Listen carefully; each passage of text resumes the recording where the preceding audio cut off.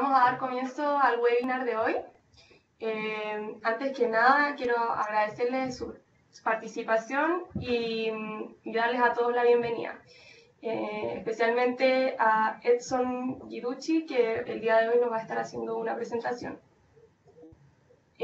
Conmigo aquí desde la sede regional estoy con Javiera Suárez, consultora en el área de producción sostenible, quien me va a estar apoyando con este webinar. Bueno, desde Brasil nos acompaña Edson, quien es ingeniero agrónomo y investigador de Embrapa Recursos Genéticos y Biotecnología, y su área de investigación es la sociología rural, con énfasis en estrategias de conservación en la agrobiodiversidad para promover la seguridad alimentaria y nutricional. El día de hoy nos va a estar haciendo una presentación sobre conservación de agrobiodiversidad in situ y ex situ en el ámbito de la red latinoamericana para la implementación del TIRFA. Para quienes no sepan qué es el TIRFA, es el Tratado Internacional sobre los Recursos Fitogenéticos para la Alimentación y la Agricultura. Lo último que les quiero comentar antes de darle la palabra a Edson es que pueden hacer sus preguntas por el chat de esta reunión y al final de la presentación vamos a abrir un espacio para que Edson pueda responder a todas sus preguntas. Ahora le doy la palabra a Edson. Buenos días con todos y todas. No sé si están viendo. ¿Sí mi imagen está? Sí, te vemos, Edson. Bueno, me gustaría agradecer a la FAO por la oportunidad, porque en este día es muy importante tener espacios para compartir conocimientos y experiencias en el ámbito de nuestra región. Y desde ya agradecer mucho a Anaís, que ha coordinado todo, es siempre muy amable. Y desafortunadamente yo no hablo muy bien español, entonces les pido perdón por errores, por algunas palabras que ustedes no comprendan, pero al final podemos clarear todo. Bien, la idea es hacer una presentación y ya pido a Anaís que ponga, ya está, Ana, la presentación para todos. Sí, ya todos pueden ver la presentación. Y voy a retirar mi imagen, pienso que es mejor. Bueno, la idea es hacer esta presentación en 3 partes. Voy a empezar hablando un poco de algunos conceptos y después vamos a pasar a una posibilidad de trabajo conjunto en el ámbito del tratado y al final poner algunas informaciones de lo que está pasando ahora en nuestra región, en Brasil también, porque estoy aquí, entonces tengo más informaciones aquí. Y quizá hacer una provocación a todos y también una invitación, ¿sí? Bueno, la idea de trabajar con la conservación de la agrobiodiversidad en este contexto de cambio es que estamos viviendo una situación dramática. La pérdida de agrobiodiversidad, de la biodiversidad en general, ha sido muy grande y está creciendo. Entonces, tenemos que tener en cuenta que es muy importante hacer algo. Las instituciones están haciendo, personas están haciendo, agricultores, agricultoras, pero ¿cómo coordinar eso? ¿Cómo crear sinergia en este proceso? ¿Sí? Voy a empezar hablando de lo que vamos a conservar. Cuando hablamos de conservación de la agrobiodiversidad, lo que estamos hablando, lo que vamos a conservar. Y ya paso a un concepto muy sencillo de recursos genéticos. Eso es que vamos a conservar. Porque los recursos genéticos son parte de la biodiversidad que tiene valor actual o potencial para la humanidad, pero tiene que contener unidades funcionales de hereditariedad. Lo que pasa es que este componente de hereditariedad es lo que pone para generaciones futuras, le garantizan acceso a estos recursos. Entonces, cuando vamos a conservar recursos que tienen este potencial. Muchas veces, vamos a mirar adelante la presentación, muchas veces hay una cierta confusión acerca de lo que estamos hablando cuando los recursos genéticos están sobre riesgo o amenazados, ¿sí? Entonces, es muy importante tener en cuenta, vamos a conservar recursos genéticos. Y en esta presentación les voy a hablar específicamente de los recursos genéticos para alimentación y recursos fitogenéticos, los vegetales, ¿sí? Es una mirada. Podríamos hablar de la biodiversidad en general, pero como nosotros tenemos un instrumento muy poderoso que es el TIFA, yo creo que es importante hacer esta mirada más específica. Ya está. Bueno, hay dos estrategias principales de conservación. Una es la conservación ex situ. Entonces, esta conservación de los recursos genéticos en los bancos genéticos y bancos activos de germoplasma, que los materiales son recolectados en las fincas y en los espacios naturales y son conservados en estructuras que garantizan la característica de hereditariedad que hablé ahorita. ¿Sí? Y en este contexto, en los años 70 del siglo pasado, se empezó un movimiento muy fuerte de recolecta de materiales para estructuración de los bancos en el mundo.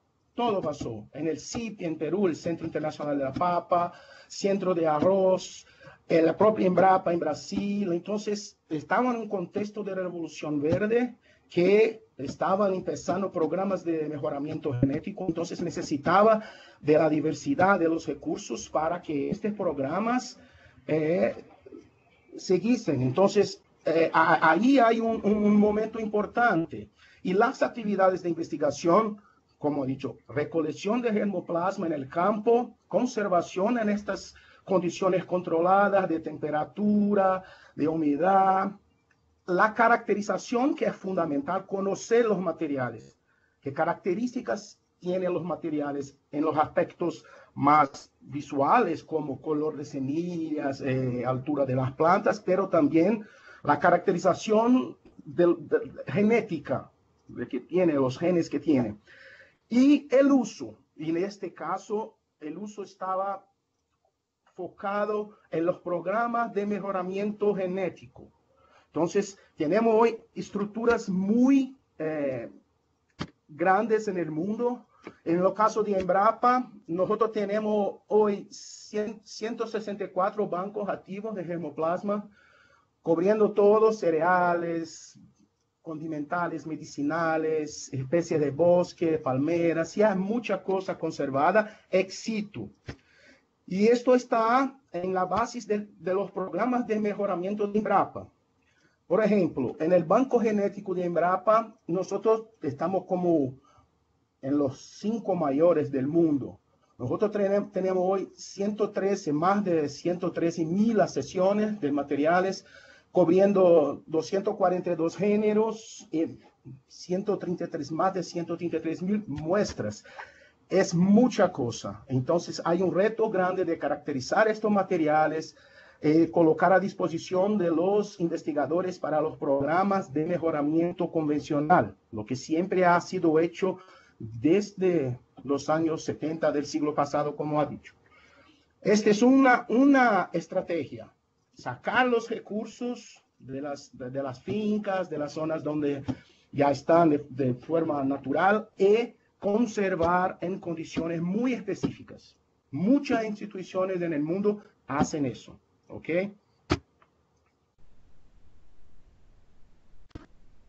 Ya. La otra estrategia de conservación, que es denominada conservación in situ y on-farm. On-farm es en la finca. Es cuando el mantenimiento de los recursos se da en los espacios naturales o en las propias fincas. Los que los manejan son los agricultores y las agricultoras. ¿sí? En un proceso muy acentuado de erosión genética, bueno, la pérdida de la diversidad y variabilidad, los sistemas están ficando cada vez más pobres, situaciones muy graves de inseguridad alimentaria y nutricional, con impactos serios en la reducción del trabajo y los ingresos para los agricultores y agricultoras, y con muchos impactos ambientales, porque la pérdida de la diversidad impacta en las cadenas tróficas, en todo, el paisaje impactado. Pero en el contexto de cambio climático, los materiales que están conservados ahí, en la finca, por los agricultores, están en una situación de interacción con el medio ambiente. Entonces, cuando mantenemos estos materiales, hay cambio genético sucesivo en los ciclos, porque factores climáticos y factores bióticos también, las malezas, están coevoluendo, vamos a decir así, con el manejo de los materiales por los agricultores. Entonces, este es un patrimonio muy importante. ¿Por qué? Los materiales que muchas veces han sido recolectados décadas atrás, no pasaron por estas interacciones. Entonces, la genética que está conservada es una, pero con el pasar de los años, los materiales en las mismas fincas que han sido recolectados en los años 70 del siglo pasado cambiaron. Y ahora en la situación es muy drástica en la cuestión del cambio climático. Entonces los materiales que están con los agricultores tienen un potencial muy grande porque están en condiciones reales. Esto es importantísimo hablar. Y ahí está. Estamos hablando de diversidad de personas, mujeres, jóvenes, hombres, campesinos, agricultores en el mundo que hacen trabajo, son guardianes de la diversidad biológica. Conservan muchas veces en situaciones más sencillas, como en botellas PET, como ahí está, las semillas están ahí. También tienen estrategia que yo creo que es común también en Latinoamérica, de las casas de semilla comunitarias, que muchos agricultores depositan sus semillas en este espacio para que en la época de cultivo tengan materiales que les gustan, que tienen algún sentido para ellos. Pero también tengo que poner en cuenta que a la conservación de la diversidad en las fincas por los agricultores y agricultoras tiene mucha relación con aspectos culturales, sociales. Ahí está el proceso de transformación de maíz, que en caso de Brasil son comunidades afrorurales, que son denominadas quilombolas, que tienen una tradición de muchos siglos haciendo eso. Eso está asociado de forma fundamental a la seguridad alimentaria. Entonces, la transformación, pero se da también en lo cotidiano de las familias, estos materiales. Estamos hablando aquí de semillas criollas, materiales adaptados, pero además en espacios comunitarios, espacios de vida. Estamos hablando de situaciones que en muchos casos no son consideradas en los programas tradicionales, por ejemplo, de mejoramiento. Los agricultores son los mejoradores históricos. Están haciendo eso hace mucho tiempo. ¿Sí? Ahora, como un sistema vivo que está evoluindo, con comunidades humanas, con estrecha relación con territorio, con el aspecto cultural, con el aspecto biofísico y social, estos sistemas están amenazados. Porque esta es una agrobiodiversidad única. Como hablé, con el tiempo, con los años, cultivando, van seleccionando los materiales. Y estos materiales se adaptan a las condiciones locales. Ahora, cuando tenemos el reto de integrar la mirada de la conservación ex situ con la mirada de la conservación in situ y on farm, tenemos que tener en cuenta algunas cosas. Y voy a hablar muy rápido de eso. En los sistemas de conservación ex situ, y es importante tener los materiales conservados, es muy importante, pero tiene características muy específicas. Todo que se hace está bajo el método científico en condiciones controladas, ¿sí? Los programas de mejoramiento siempre están con la mirada de las características del investigador muchas veces, y hacen eso para los campesinos, para los agricultores, ¿sí? Esta es una característica muy importante. Esta mirada de la conservación éxito está muy fuertemente asociada a la conservación de las especies. Estamos hablando entonces de maíz, de frijol, de yuca, frutales. La mirada es para la especie. Ahora, cuando adentramos en el universo de los campesinos, de los agricultores, de la conservación on-farm, estamos hablando no solamente de la especie, estamos hablando de sistema. Es muy complejo.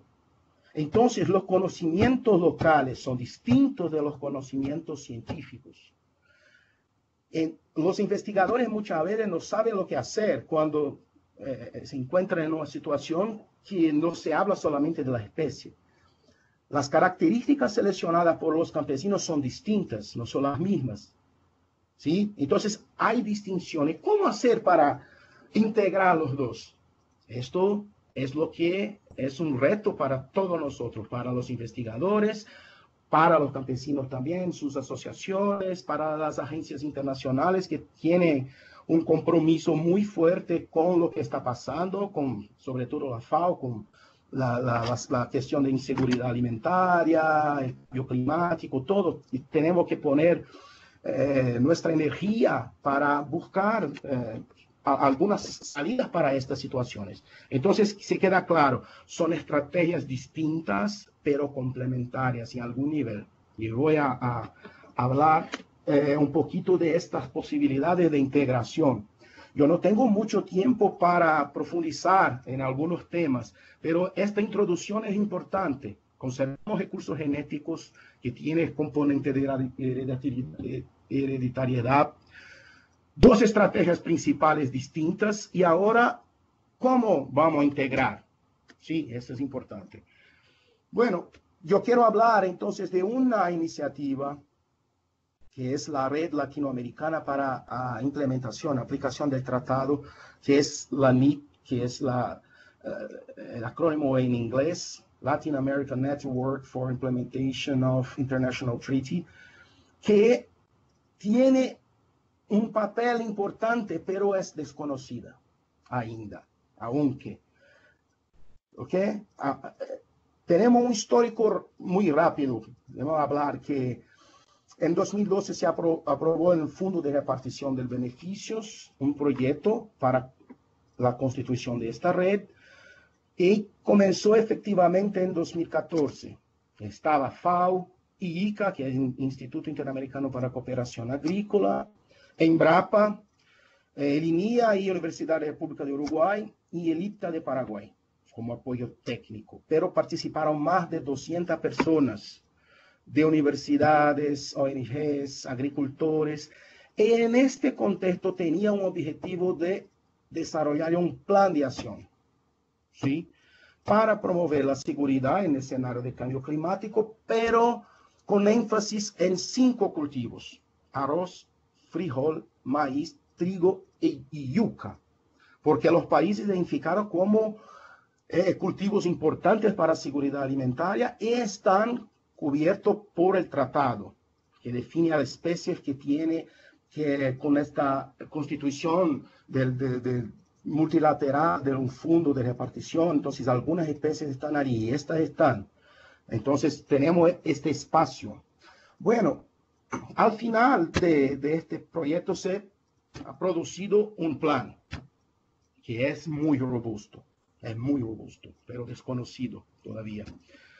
Y ahora estamos con el reto de poner en marcha lo que el plan tiene como objetivo más fundamental, que es fortalecer la resiliencia de los sistemas agroalimentarios, y ahí la mirada es para los sistemas, buscando la integración de la conservación ex situ, on-farm y el manejo de la agrobiodiversidad en el contexto de adaptación y mitigación del cambio climático, en principio con 3 países, Brasil, Paraguay y Uruguay. Bueno, desde 2016 el plan se quedó detenido en la sede de la Embrapa porque muchos cambios institucionales, cambiamos también gobierno ahora, los recursos financieros no eran bastante para poner en marcha, pero desde 2018 nosotros, en coordinación con el ICA, con el Procitrópicos, empezamos a retomar el proyecto, el plan de acción, que tiene una estructura de tal forma que en los 5 ejes estratégicos se definieron 14 objetivos y 43 acciones. Es mucha cosa, es mucho. No voy a hablar de todo aquí, no hay tiempo, pero quiero señalar los ejes. El eje 1 habla de la conservación de los recursos genéticos de forma más general. Y está asociada muy fuerte al artículo 5 del tratado, del TIFA. El eje 2, uso y conservación de la agrobiodiversidad, ya está asociado más a la conservación in situ y on-farm. Entonces, es el artículo 6 del tratado. Los otros 3 ejes, la gestión e innovación institucional, la promoción del conocimiento y sensibilización de la opinión pública y el marco y políticas públicas, son como ejes que van a dar a soporte a estas acciones. Entonces, estamos hablando de reglamentos, estamos hablando de intercambio, de sensibilización de la opinión pública, porque pocas personas conocen lo que está en el tratado. Y en los 2 ejes, 1 y 2, tenemos que tener en cuenta un punto fundamental, que es sobre los derechos de los agricultores. Aquí estamos hablando de los derechos de los agricultores que han conservado la agrobiodiversidad a lo largo de los años. Bueno, siguiendo. El eje 1, no voy a entrar mucho en detalles porque después voy a poner el plan a disposición de ustedes. Está muy enfocado en una mirada a la gestión de las informaciones de las colecciones que ya están en los bancos, pero también en promover la coordinación de acciones de conservación ex situ y las acciones de conservación on-farm. Y vamos a hablar aquí de 2 experiencias en este sentido. ¿Cómo se puede integrar? Entonces, ¿cómo vamos a hacer para integrar?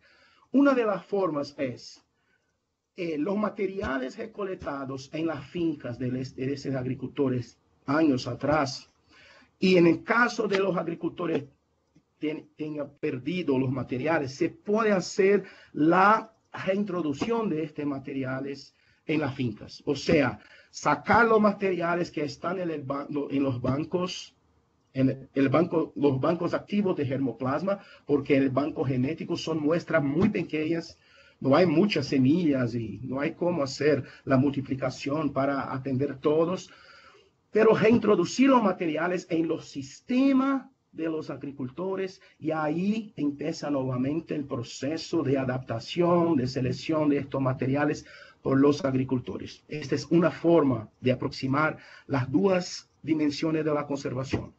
Una otra, que es, en mi opinión, urgente ahora, es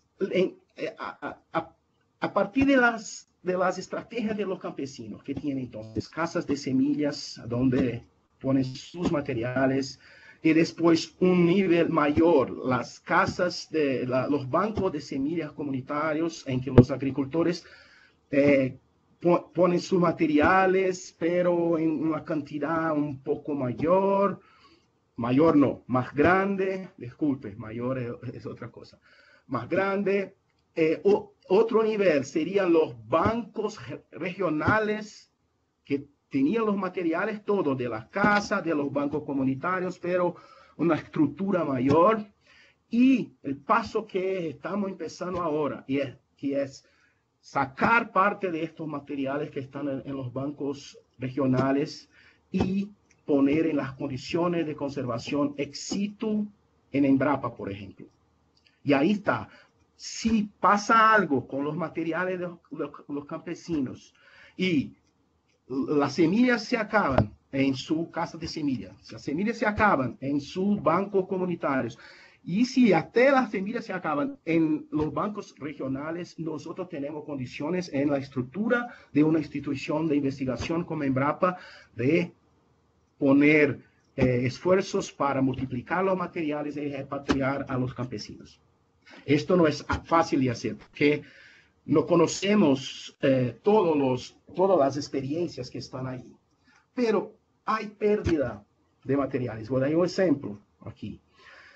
Hay mucha contaminación actualmente de maíz por los transgénicos, porque maíz, yo creo que ustedes conocen la característica de maíz, es que hay polinización cruzada, es una planta alógama. Entonces, en Brasil, por ejemplo, en la región semiárido de Brasil, en el noreste de Brasil, hicimos un trabajo de testar el nivel de contaminación. Y casi 70% de los materiales están con contaminación de transgénicos y son materiales criollos. Entonces, la estrategia es, entre comillas, limpiar los materiales, multiplicar una parte de estos materiales y empezar entonces la estrategia de conservación hasta el nivel de banco de germoplasma o banco genético de Embrapa. Esto es importante. El RI2 ya está muy enfocado aquí a las mujeres que trabajan con yuca en Brasil, de una mirada más específica para los procesos locales, ¿sí? Las características de cada territorio son muy importantes aquí. Entonces, eso es más allá de una mirada agronómica, o sea, solamente productiva. Estamos mirando a los sistemas complejos manejados por los campesinos y campesinas. ¿Ok?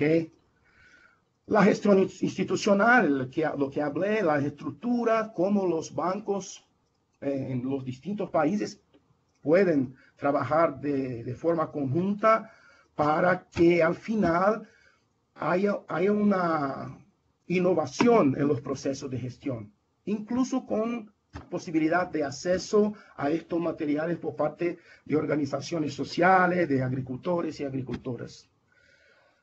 Y ahí está la promoción del conocimiento, perdón, y sensibilización. Ahí está el tratado internacional, y ustedes pueden bajar en el sitio de la FAO, porque pocas personas conocen. Incluso cuando vamos a hablar de los derechos de los campesinos, la mayor parte de ellos no conocen sus derechos, no conocen las posibilidades de repartición de los beneficios financieros o no financieros, incluso de los conocimientos tradicionales que están asociados a estos materiales, a estos recursos. Claro, ya. Y al final, el marco legal y políticas públicas, porque tenemos que tener en cuenta que los gobiernos tienen una responsabilidad porque firmaron los tratados. En América del Sur, yo creo que solamente Colombia no ha firmado. No tengo certeza, no tengo mucha convicción sobre América Central. Yo creo que más 2 o 3 países no firmaron el tratado. Pero la mayor parte de los países de Sudamérica han firmado el TIRFA. Y ahora, ¿cómo en cada país poner en marcha la implementación del tratado? Hay una necesaria acción en los países para que políticas públicas que mejoren las condiciones de implementación del tratado sean construidas. Bueno, el plan tiene una estructura, ya hablé un poco, no voy a me detener mucho aquí, pero la idea es que los 5 ejes son interdependientes, ¿sí? Necesitamos una mirada completa del plan. Muchas veces no vamos a tener cómo hacer todo. Ya estamos en esta situación. No es posible hacer todo, pero la idea de que son interdependientes tiene que se mantener. La idea de red. Muchas personas siempre hablan, oh, yo participo de una red, hay una red. Sí, red, estamos ahí, redes sociales, pero en verdad muchas veces nosotros no sabemos muy bien cómo participar y manejar este espacio de generación y diseminación de conocimiento. Son cuestiones que muchas veces las redes empiezan, después de un tiempo ya no están, ya se murieron, ¿sí? Y en el caso de esta red, de la red latinoamericana, no es una red que va a se poner arriba de las otras que están ahí. La idea es la conexión efectiva con otras redes, con otros espacios locales, territoriales, que ya están trabajando con este tema a mucho tiempo. Entonces no vamos a llegar a poner como una gran red latinoamericana que va a cambiar todo. No, la idea es que tenemos que conocer lo que está pasando para ahí sí conectar de forma adecuada y entonces hacer algo distinto para apoyar, para de alguna forma contribuir con los procesos que ya están siendo desarrollados. Y ahí solo una parte que yo pienso que es interesante, porque cuando hablamos de red, no tomamos en cuenta las configuraciones todas. Y puso que es una imagen clásica de la teoría de las redes, que es los tres formatos más convencionales, vamos a decir. Un que es muy centralizado, que hay un nodo central y se comunica individualmente con los otros. Formatos descentralizados, que tiene algunos nodos importantes que de alguna manera sí pone a frente de otros menores, pero a la conexión no es total. Y quizás un modelo ideal, que sería una red totalmente distribuida, con los nodos interconectados, sin una centralización ni... Pero lo que pasa es que esta red centralizada es muy frágil, porque si pasa algo con el nodo central, ya no está. La descentralizada es mejor, pero también hay riesgo aquí de una desconexión de sectores importantes, pero trabajar con redes distribuidas, que es nuestra idea, no es fácil. Hay mucho que hacer, muchas cosas que hacer. Entonces, solo para poner que la propuesta de una red latinoamericana no va a poner dimensiones negativas a las redes que están actuando. Al contrario, queremos apoyar. Bueno, nosotros comenzamos este proyecto y 3 países involucraron: Brasil, Paraguay y Uruguay. Pero ¿y los otros países? ¿Qué pasa? ¿Está cerrado? ¿No vamos a abrir? No, este espacio está totalmente abierto. Hicimos una reunión semana pasada en el ICA. Estuvieron presentes representantes de Venezuela, Ecuador, Paraguay, Uruguay, Colombia y Perú. Y ya Perú, Ecuador y Venezuela ya están con articulación interna para participar de la red. Colombia ainda tiene que hacer algunas cosas porque no ha firmado el TIFA, entonces hay cierta discusión interna ahí, aunque no podemos hacer en cuanto no pasa una resolución interna, pero sí está abierto.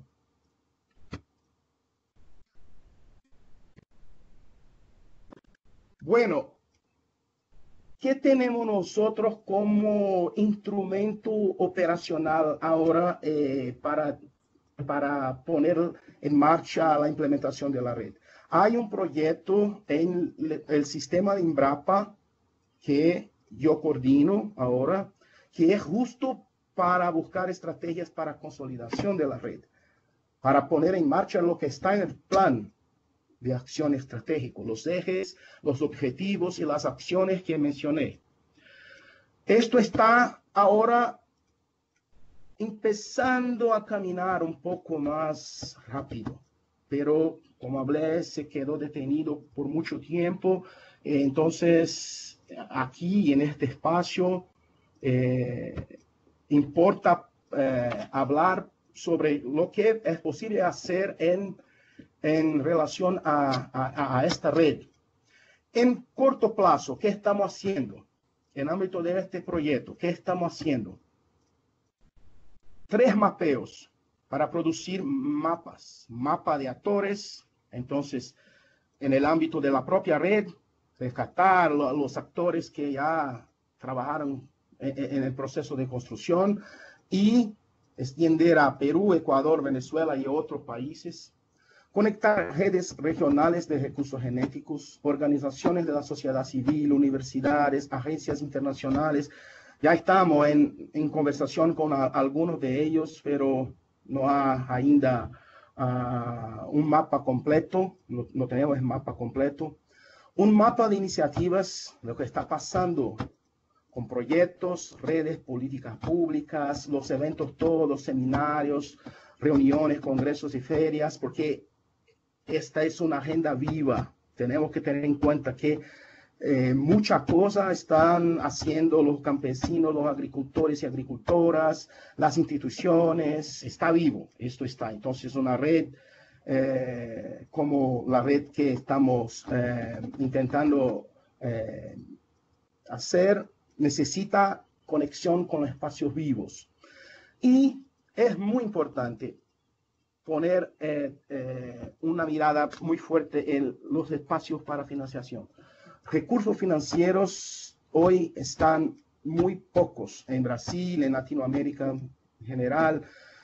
Estamos elaborando proyectos, buscando convocatorias públicas, pero ainda, aunque logramos éxitos en algunos proyectos, sí aprobamos a 1 o 2, pero no es suficiente ainda. Entonces, ahora, en el presente, en el ámbito de la red, tenemos 3 países, pero pensamos muy fuerte en extender a otros. Estamos mapeando todo que es posible y buscando recursos financieros, pero esto es el presente. Y ahora, de mi parte, en este espacio que estamos dialogando, que vamos ahora a trocar experiencia, un espacio de aprendizaje, que es una mirada para el futuro, porque me gustaría conocer, por ejemplo, experiencias que otros países que no están ahora en el ámbito de la red están haciendo. Yo en el foro yo he percibido que es muy rico, hay muchas cosas, pero ¿cómo hacer con que este espacio que nosotros estamos ya en el foro que FAO ha abierto, cómo hacer después? ¿O qué hacer después? Simplemente cada uno regresa a su oficina o su finca y, bueno, sigue la vida.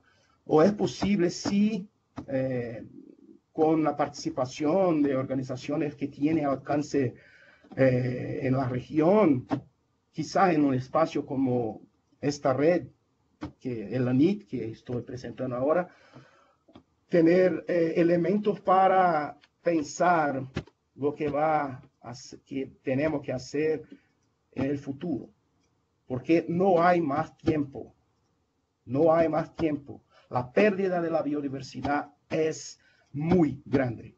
Nosotros no sabemos cuantificar ni calificar lo que estamos perdiendo.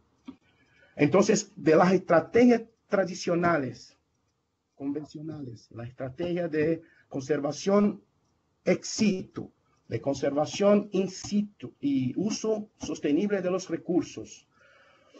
En el ámbito de la riqueza que tenemos en nuestra región, Latinoamérica es una región muy rica. Se puede pensar que una red como esta, como una red latinoamericana, que es ainda, aunque no es grande, pero tiene potencial, se puede pensar que es por ahí que vamos a caminar, que este es un espacio, así como debe haber otros, que tenemos que coordinar las acciones, ganar fuerza para hacer la diferencia, porque después no hay cómo regresar.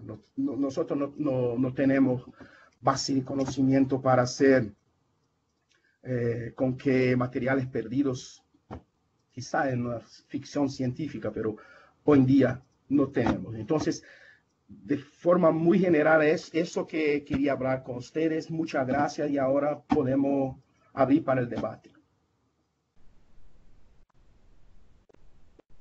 Muchas gracias, Edson, por tu presentación tan interesante.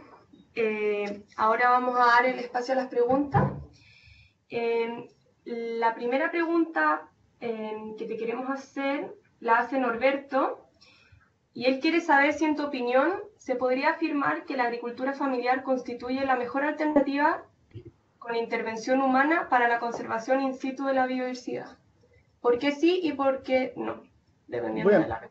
Si podemos comparar dos sistemas como un sistema empresarial, que muchas veces cuando miramos un cultivo de soya, por ejemplo, que hay una variedad sembrada en áreas muy grandes, es fácil mirar que la diversidad no es grande. Hay un recurso genético específico sembrado en áreas muy grandes.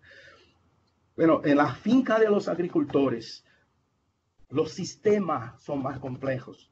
Entonces hay una diversidad como hortalizas, raíces, cereales, árboles, frutales. Y sí, los agricultores familiares tienen una relación con esta diversidad porque hay un proceso que es importante también hablar de coevolución. El sistema coevoluciona con los procesos que los campesinos implementan. Entonces se cambia el paisaje. Así que ha dicho un investigador mexicano, Víctor Toledo, que hay una memoria biocultural. Se va transformando las relaciones. Entonces las dimensiones biológicas y humanas de nuestra parte de sociedad, de cultura, también se va cambiando. Entonces sí, de mi parte es posible afirmar que los agricultores familiares conservan una diversidad más grande de recursos genéticos, sí. Muchas gracias. Alejandro, desde Colombia, pregunta, primero dice que en Colombia existe un grave problema relativo a la conservación in situ debido al desarrollo de políticas públicas que van en contra de la soberanía alimentaria nacional. Entonces, en relación a esto, él pregunta, ¿ha visto este tipo de limitaciones políticas en otros escenarios en la región? ¿Y cómo desarrollar soluciones a estas limitantes que permitan la conservación in situ sin perder la soberanía alimentaria de los países y las comunidades? Mira, la cuestión de las políticas públicas es fundamental, porque muchas veces no es posible que solamente los agricultores tengan la responsabilidad de hacer la conservación, que ya están haciendo, pero hay dificultades, el día a día no es simple. Pero muchas veces lo que observamos en Brasil y en otros países de nuestra región es que hay ciertas contradicciones en las políticas públicas. Algunas políticas que tienen como compromiso hacer la promoción de conservación in situ, on farm, muchas veces no tienen como competir con la política que están apoyando el desarrollo de sistemas como sistema de monocultivos. Entonces, cada país tiene una realidad. En el caso de Brasil pasa lo mismo. Nosotros en los años pasados teníamos políticas que apoyaban muy fuerte la transición agroecológica, la agricultura familiar, la biodiversidad y todo, con pueblos tradicionales, que en Brasil hay muchos indígenas y todo. Pero al mismo tiempo teníamos mucha plata investida en sistemas de monocultivos y son las contradicciones, pero el rol de las políticas públicas es fundamental, fundamental para promover la conservación in situ y on farm. Muchas gracias. Otra pregunta es de parte de Lisette y pregunta ¿qué sucede con los países en los que no tenemos acceso a estas tecnologías y aún no se reglamenta? Y además, ¿cómo controlar el acceso, que el acceso no sea limitado ni monopolizado? Estos son reglamentos de cada país, porque en el ámbito del tratado se ha previsto la constitución de un fondo para repartición de los beneficios advindos de la utilización de los recursos genéticos y de los conocimientos tradicionales. Pero esto es en ámbito mundial, en el ámbito del TIRFA. Pero en cada país hay que tener en cuenta que existen reglamentos y leyes muy específicos que regulan esta cuestión. Yo no conozco experiencias de los países latinoamericanos, sino la experiencia de Brasil. No ha sido fácil avanzar en este componente de los derechos de los campesinos y campesinas, y tampoco yo creo que estamos avanzando en ese sentido. No estamos como que parados. Pero cada vez más en el ámbito internacional la dimensión de los derechos se va a poner como requisito básico para cooperación. No vamos a poder tener procesos entre países que no tengan en cuenta el rol, el papel de los campesinos y campesinas. No sé si conseguí responder, pero es eso. Muchas gracias. Vamos a hacer un par de preguntas más antes de comenzar a finalizar esta reunión. Aquí preguntan dicen, Embrapa desarrolla tecnología nacional para la producción de plantas transgénicas. ¿Crees que los transgénicos pueden comprometer la variedad genética de las semillas criollas?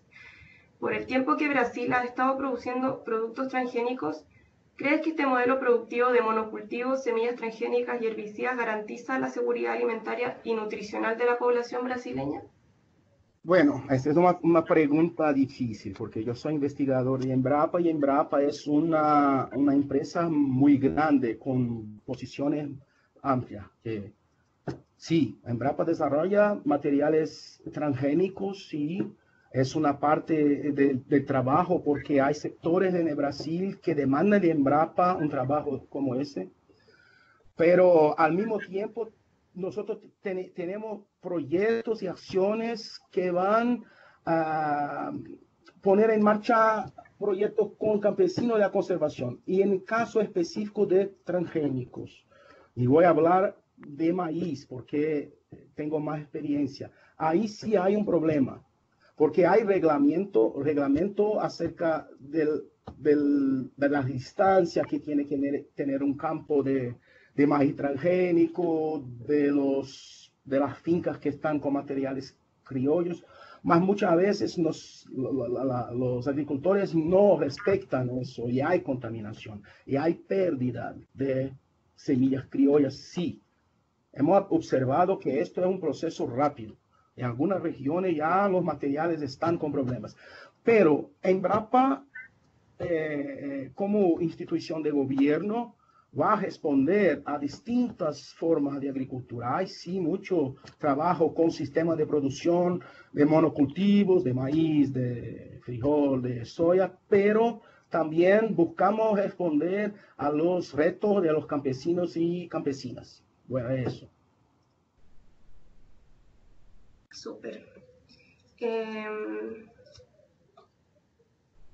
Una última pregunta que hacen aquí desde Perú es ¿cómo lograr agroexportación a partir de una agricultura familiar en vista de que la demanda de producto alimentario es mayor a la que se puede producir? Bueno, esta es una pregunta que no es fácil porque muchas veces hablamos de agricultura familiar con una mirada a los sistemas, a los circuitos de comercialización más locales, los circuitos cortos de comercialización.